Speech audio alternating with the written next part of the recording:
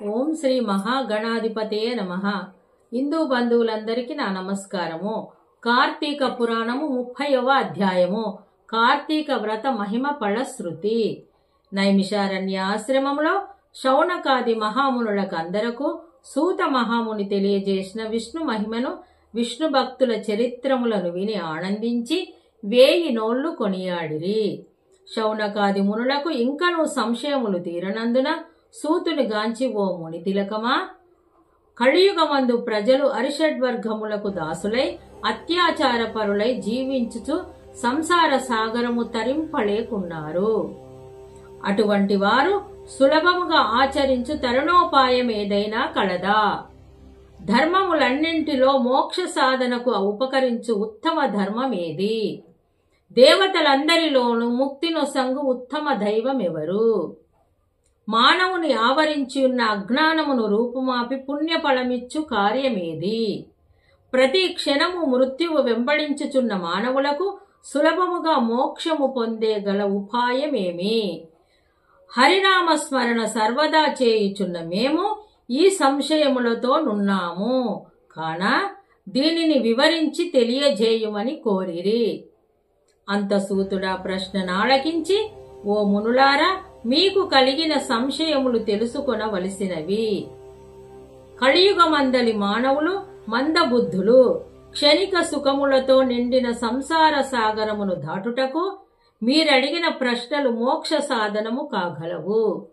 కార్తీక వ్రతము వలన యుగాది క్రతువులునర్చిన పుణ్యము దాన ధర్మ ఫలము చేకూరును. కార్తీక వ్రతము శ్రీమన్నారాయణునకు ప్రీతికరమైన వ్రతము. ఇది అన్ని వ్రతముల కంటే ఘనమైనదని శ్రీహరి వర్ణించియున్నాడు. ఆ వ్రతము మహిమ వర్ణించుటకు నాకు శక్తి చాలదు. అంతయే కాదు, సృష్టికర్తయగు ఆ బ్రహ్మదేవునికి కూడా శక్యము కాదు. అయినను సూక్ష్మముగా వివరించెదను. కార్తీక మాసమందు ఆచరించవలసిన పద్ధతులను చెప్పుచున్నాను, శ్రద్ధగా ఆలకింపుడు. కార్తీక మాసమున సూర్య భగవానుడు తులారాశి అందున్నప్పుడు శ్రీహరి ప్రీతి కొరకు మనకు ముక్తి కలుగుటకు తప్పనిసరి నదీ స్నానము చేయవలయును. దేవాలయానికి వెళ్లి హరిహరాదులను పూజింపవలెను. తనకున్న దానితో కొంచెమైనా దీపాదానము చేయవలయును. ఈ నెల రోజులు వెదవ వండిన పదార్థములు తినకూడదు. రాత్రులు విష్ణు ఆలయముకు గాని శివాలయమునకు గాని ఆవినేతితో దీపారాధన చేయవలయును.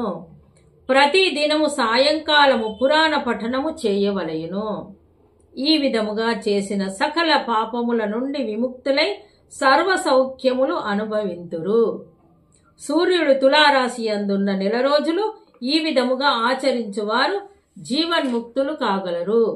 ఇట్లు ఆచరించుటకు శక్తి ఉండి కూడా ఆచరించక గాని, లేక ఆచరించువారులను చూచి ఎగతాళి చేసిన గాని వారికి ధన సహాయము చేయువారికి అడ్డుపడిన వారును ఇహమందు అనేక కష్టముల పాలగుటయేగాక వారు జన్మాంతరమందు నరకములో పడి యమకింకురల చేత నానా హింసల పాలు కాగలరు. అంతయే కాక అట్టివారు 100 జన్మల వరకు చండాలాది హీన జన్మలెత్తుదురు. కార్తీక మాసములో కావేరీ నదిలో గాని, గంగా నదిలో గాని, అఖండ గౌతమి నదిలో గాని స్నానం ఆచరించి ముందు చెప్పిన విధముగా నిష్ఠతో ఆచరించిన వారు ఇహమందు సర్వసుఖములను అనుభవించుటయే కాక జన్మాంతరమున వైకుంఠవాసులగుదురు. సంవత్సరములో వచ్చు అన్ని మాసముల కన్నా కార్తీక మాసము ఉత్తమమైనది, అధిక ఫలదాయకమైనది, హరిహరాదులకు ప్రీతికరమైనది. కనుక కార్తీక మాస వ్రతము వలన జన్మ జన్మల నుండి వారలుకున్న సకల పాపములు హరించి మరుజన్మ లేక వైకుంఠం అందగలరు. పుణ్యాత్ములకు మాత్రమే ఈ వ్రతం ఆచరించవలనని కోరిక పుట్టును. దుష్టులకు, దుర్మార్గులకు, పాపాత్ములకు కార్తీక మాసమన్నా కార్తీక వ్రతమన్నా ఏవగింపు అసహ్యము కలుగును.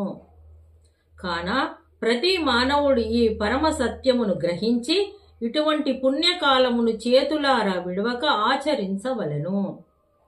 ఇటుల నెల రోజులు చేయలేని వారులు కార్తీక శుద్ధ పౌర్ణమి నాడు అయినను తమ శక్తి కొలది వ్రతమాచరించి పురాణ శ్రవణము చేసి జాగారము ఉండి మరునాడు ఒక బ్రాహ్మణునకు భోజనమిడినచో 1 రోజులు చేసిన ఫలముతో సమాన ఫలము కలుగును. ఈ మాసములో ధనము, ధాన్యము, బంగారము, గృహము, కన్యాదానము చేసినచో ఎప్పటికీ తరగని పుణ్యము లభించును. ఈ 1 రోజులు ధనవంతుడైనను బీదవాడైనను మరెవ్వరైనను సరే సదా హరినామ స్మరణ చేయుచు పురాణ పఠనములు వింటూ పుణ్యతీర్థములను సేవిస్తూ దాన ధర్మములు చేయుచున్న ఎడల వారికి పుణ్యలోకమబ్బును. ఈ కథను చదివిన వారికిని వినిన వారికిని శ్రీమన్నారాయణుడు సకల ఐశ్వర్యములు ఇచ్చి వైకుంఠ ప్రాప్తి కలగ చేయును. ఇట్లు స్కాంద పురాణాంతర్గత వశిష్ఠ ప్రోక్త కార్తీక మహత్య మందలి 30వ అధ్యాయం 30వ ఆఖరి రోజు పారాయణము సమాప్తము. ఓం సర్వేషాం స్వస్తిర్భవతు. ఓం సర్వేషాం శాంతిర్భవతు. ఓం సర్వేషాం పూర్ణం భవతు. ఓం శాంతి శాంతి శాంతి.